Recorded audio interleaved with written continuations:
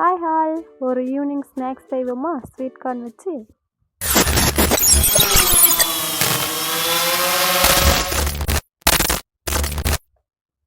Subscribe பண்ணிட்டீங்களா? வாங்க வீடியோக்குள்ளே போகலாம்.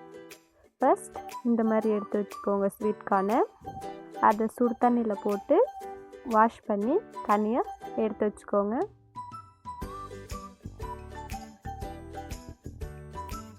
எடுத்து வச்ச ஸ்வீட் கார்னுக்கு 1 tablespoon cornflour, 3 tablespoon rice flour போட்டுக்கோங்க. 1/2 spoon garam masala, 1/2 spoon chilli powder, தேவையான அளவுக்கு சால்ட் போட்டுக்கோங்க. 1/2 ஸ்பூன் பெப்பர் தூள் போட்டுக்கோங்க.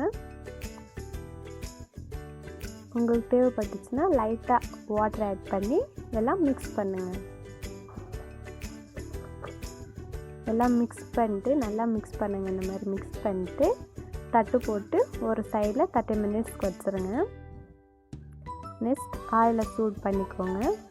ஆயில் கொஞ்சம் சூடானதும் லைட்டாக இந்த மாதிரி பால் மாதிரி உருண்டு சின்னசாக ஒரு 4 ஸ்வீட் கார்ன் சேர்த்து இந்த மாதிரி போட்டு நல்லா பொரித்து எடுத்திங்கன்னா நம்ம ஈவினிங் ஸ்நாக்ஸ் செம்மையாக ரெடி ஆகிடுச்சு.